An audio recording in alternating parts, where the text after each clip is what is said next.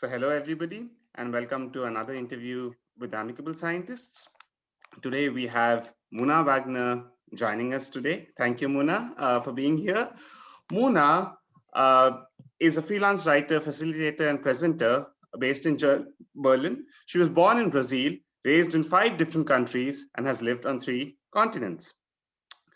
She received a master's degree in North American Studies, Political Science and Modern History from the Freie Universität at Berlin. She also studied at the New York Film Academy and enjoys working pro bono for the UNESCO-supported Universal Township, Auroville, in South India. She's an associate at the Impulse Institut Berlin and holds a teaching assistant assignment from the Charité University Hospital Berlin. Charm, wit, and provocative questions posed with a warm smile make up Muna's style as a presenter. Welcome to this interview, Muna, and thank you for joining us. Thank you for having me. Thanks for the nice introduction. So Muna, tell us a little bit about yourself and your journey into consciousness, communication, and change. And most importantly, please tell us what change you would want to bring about within communities. Well, actually, those two questions go together very nicely. What brings me into consciousness communication and change is actually a German word, which is miteinander, which I think is one of the best words I've ever encountered in any language, because it means with one and the other, if you put it into English. So, and I think it nicely explains that there's one person and then there's another person and then something else is created. So I like to look for the equilibrium between individuals, groups, and societies or communities, because you can't have one without the other. And to find a perfect balance between these things is a matter of fluidity, I think, because as soon as you're stuck, things don't move ahead anymore. And this is why when it comes to bringing change to communities, I'm actually looking for that balance. So how can an individual be seen in any group context? That might be work, family, friends, neighborhoods, and then you enlarge this, that's the group context, or you go into society or communities. How do we find the balance between individual needs and the collective need? Excellent. So tell us my passion. Very admirable. Tell us a little bit about how bringing people together while celebrating our diversity would work, in particular in a professional setting. I guess, again, you can't separate it from the private setting to the group setting or the work setting. I think in the work environment, we're usually focused on a task and we have to do this. It's in most cases something we have chosen at one point, and then it becomes a routine and a rut, and we forget that it should bring us joy as well. So I think to learn that everybody brings a unique perspective into the workplace, everybody is a unique individual. And at the same time, we have something in common, and to discover that. And if you have the balance between that I can say, okay, we have a task to accomplish, and you, Pramit, will go about it from your perspective, and I will go about it from my perspective. That's the diversity aspect of it. But we meet, and then together we bring something new forth, which can have the unifying component, or we discover, despite the fact that you are a man and I'm a woman, or you come from India and I don't, that we can see, but we have a similar attitude towards, I don't know, let's say cooking, or in a work context to solving a solution, or, that we can, we can combine our individual talents to achieve something new. That's, I think, the thing that I find fascinating. I see. As a coach, what change would you wish to see within these communities? I think it's really the balance between individual needs and the collective, which is in communities, it goes both ways, right? So it's always a matter of discerning of your individual need. Are you just going to want something because you particularly want something and you ignore somebody else's need? Or in the other way around, that you say, oh no, the community goes before my needs and I'll never ask for something for myself. And the challenge here is that you have to find or listen to that inner voice, so you're not, pardon my French, bullshitting yourself, right? Because it's so easy to say like, oh no, I always give so much, now I just want something for myself, or go the other way around. And usually we tend to repeat what we're familiar with. So to find that balance within yourself, because that has an impact on your work situation and on your whole life in general. So then let's switch to your workshops a little bit. Could you give us an idea about how you help people connect to themselves and help them find their purpose? I mean, I don't really do something to help you find the purpose, because what the first step is, generally speaking, I think, is to become aware of who you are, and then out of that develops a purpose question, or can develop a purpose question. But purpose is sometimes a bit overwhelming for people, because then you feel like, oh my God, I need to have a purpose in my life, and I'm just 20 years old. I've barely, I've just graduated school, and now I'm struggling with university. You stay away from purpose questions. But it's you can start softly with motivation questions. What triggers you? What makes you wake up in the morning? With a smile on your face. Do things. I think we should pay more attention to joy, and I'm not talking about YOLO or something, but more long-term gratification of learning that working towards something can bring you joy, or little things in life. And there are methods I use which can be triggering, in the sense of, if you really want to confront yourself with the question of purpose, usually it's good to take out other people's ideas about your life, or what you think you should do, or what society has told you, but to connect to something deeper. So I can take you through various steps, various very practical exercises, because I believe in integrating not only the mind, but the emotions and the body, to discover what it is you really want to do. That's from the individual perspective, but I work a lot with groups. And in this context, I usually focus more on communication, which is the consciousness communication and change aspect, because, you have to be conscious of what you want or who you are. You have to communicate with other people and realize that you may speak the same language, but yet define words differently, or, that you speak different languages and yet you understand each other, and to become aware of if you're a direct or indirect communicator. Things like that. And that helps usually to find your way in work situations as much as in private situations, to avoid conflicts or to solve conflicts. So, reach consensus. Mm-hmm. As you very rightly put it on your portfolio, there is no life without communication, and communication is within us. So I absolutely appreciate what you're doing for society.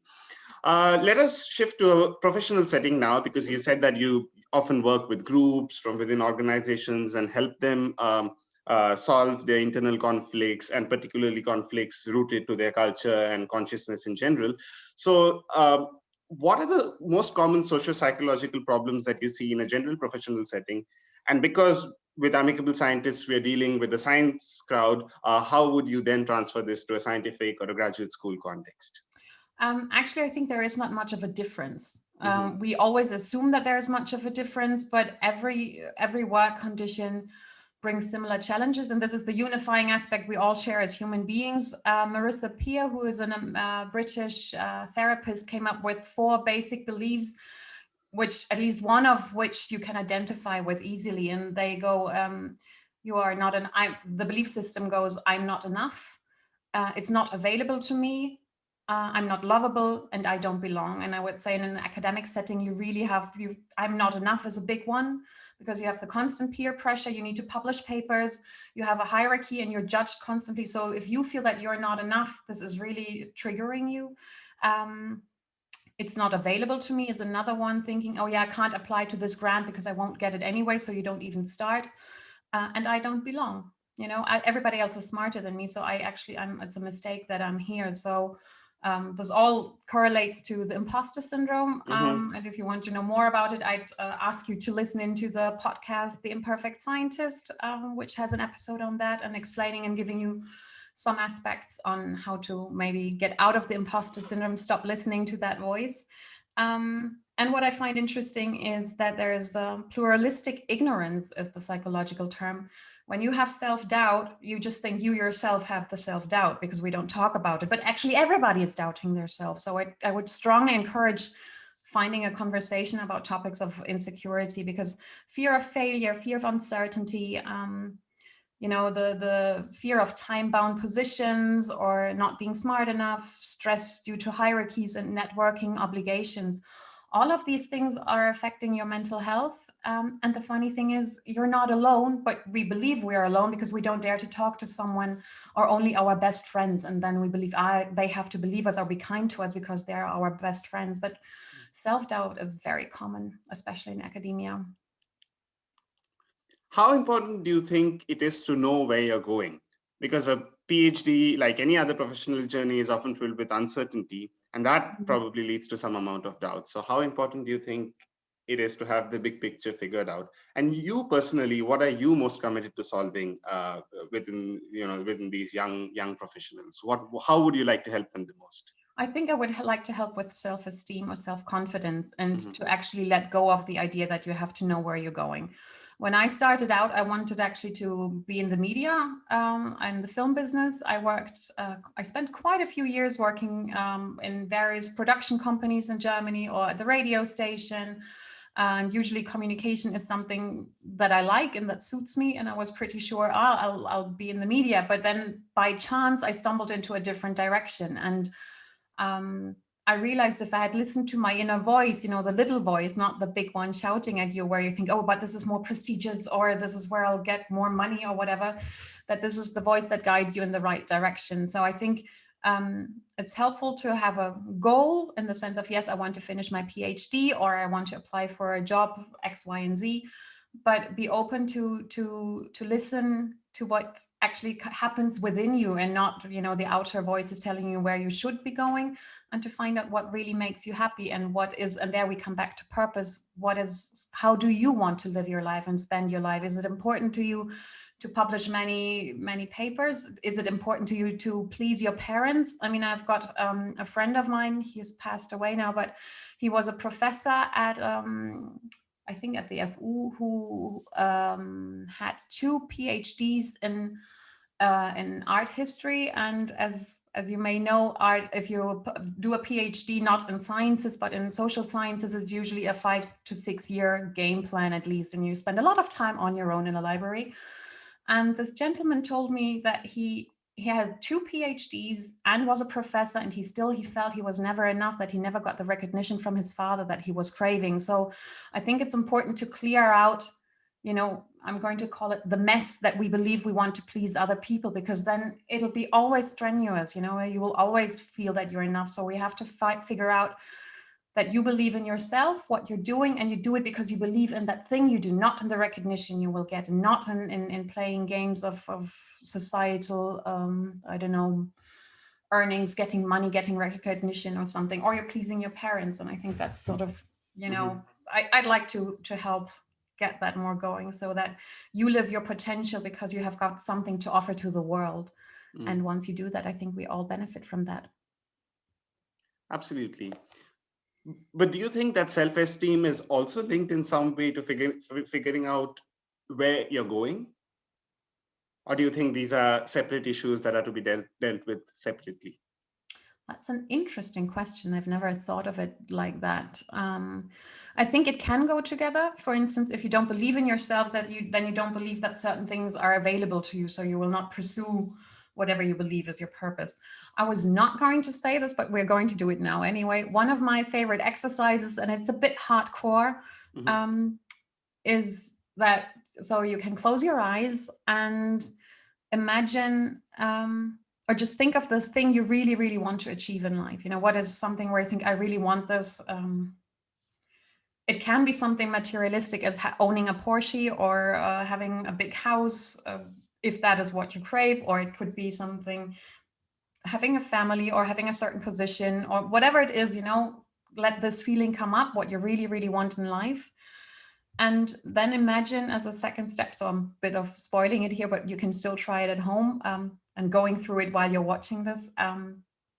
Now imagine that someone is telling you, like a good or bad fairy, depending on your point of view, you will never, ever reach that goal. It's just not done. And then the final question is, would you still try? And what happens is, when you say, yes, I still try, I don't know, to cure, I don't know, HIV, to cure cancer, and you still want to try it, and it doesn't matter if you succeed or not, then you have found your passion that will carry you through life. And that's usually something, and this passion can change, but it's also, I find it a good thing to remember, every once in a while, what is it really that makes me get out of bed? And in all honesty, it's usually not binge watching some show, or the recognition I get from someone else. It's something that comes from within. How interesting. Thank you for sharing that with us.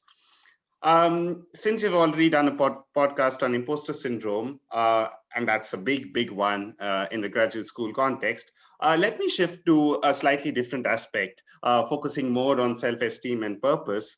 And let me ask you this. How do you think people could merge their scholarly or professional identities with their personal ones? And how would you say that one might need to separate these identities if necessary? I think, again, it's a question, it's not that different from imposter syndrome, actually, because in both cases, you're not dealing with your authentic self. We believe that we have to protect one side of ourselves in front of a certain group of people, right? So when I'm in business, I'm a businesswoman, I dress differently and I talk a different talk, which is completely ridiculous, because people can tell that it's just a side of you, and then they're surprised if they see you play, or me playing with imaginary, because I don't have them, children. My point being is, I think authenticity is the way to go, to really know who you are and not be afraid to stick up of who you really are, because then this whole split personality syndrome disappears, because you don't have to put on a suit in order to be good in your work environment and then can show a different side. But if you're truly yourself and be kind towards yourself, then I think it's a lot easier way to deal with these things, and it makes it easier on yourself, because you realize you'll be loved. We come back to the I'm not lovable, or I don't belong and I'm not enough. That people will appreciate you the way you are if you're sincere towards yourself and if you're authentic, which again means discerning that you're not bullshitting yourself and saying, I don't know, I'm always arrogant, or I'm a loser, or you overshare your emotions or something. You'll find your way. You won't overshare your emotions with all of your friends. So I think it becomes a way, again, of consciousness, of realizing who you are and what the situation is. Excellent. Given your affinity and connection with Auroville, let me ask you a question now about connecting the body, mind, and soul. Mm-hmm. So how important do you think it is to be connected to our bodies in the context of finding your purpose and your professional life? And how would you integrate this body connection with mental and emotional awareness, even within training programs? Two questions at once, and both very good questions. Let me start.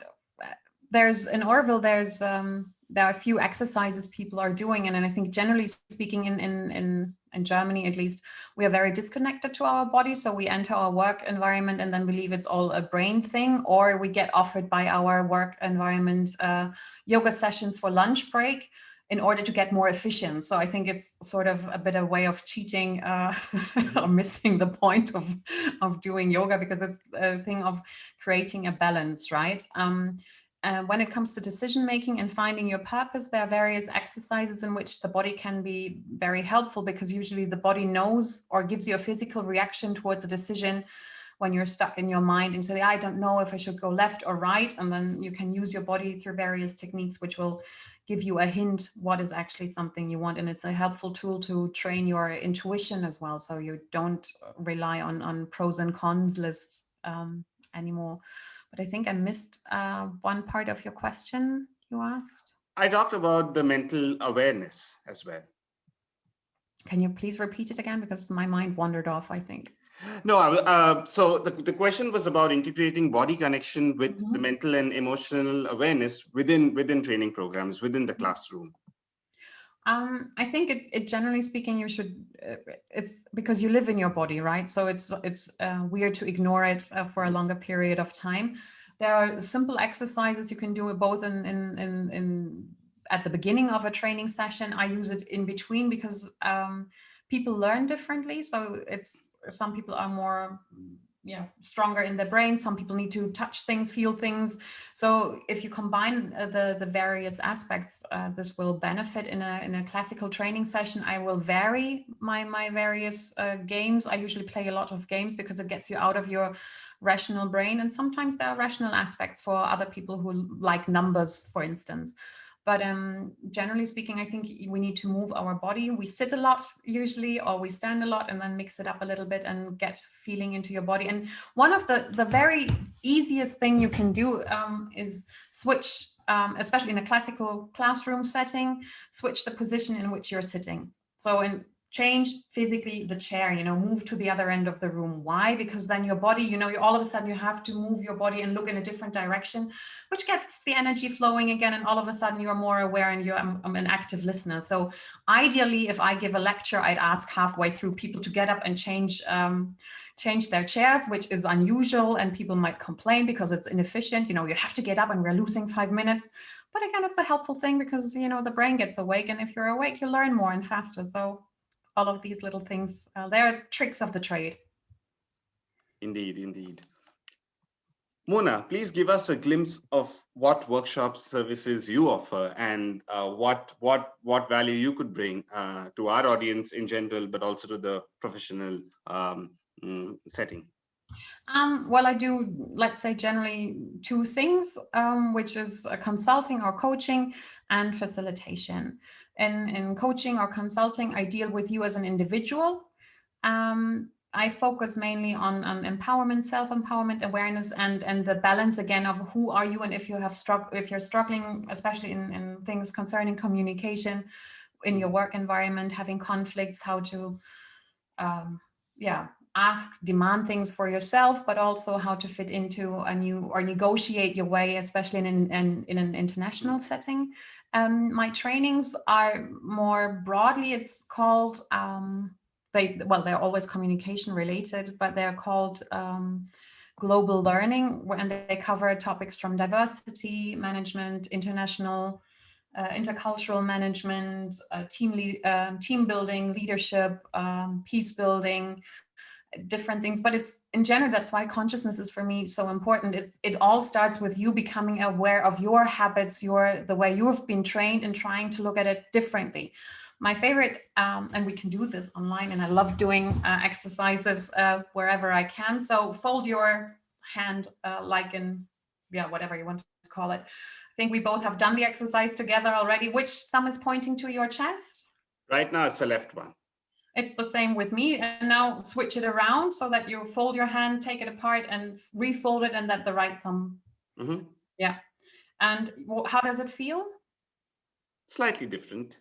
Yeah, it's at least unusual, right? Because it's not what you're used to doing, or not the way you're used to fold your hands. And I like to use this as an example to show that people do things differently. They're not necessarily right or wrong or better or worse. They're just different. And if we can learn to differentiate and see and not judge instantly, that creates a nicer work environment, and you can apply it practically. But it also means that you have to become aware, right? So you won't, just because I mentioned this once doesn't mean that you'll always continue switching your hands in a different way. So what the important thing is to apply this in your daily life, that to become aware of your old habits. Sometimes we fall back into it because when we're tired and stressed, it's the convenient way to go.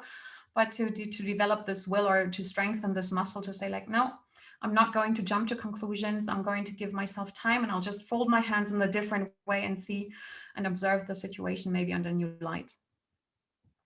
Perfect. It's very interesting. One final question, again, with respect to the, increasing awareness about mental health in academia and professional settings.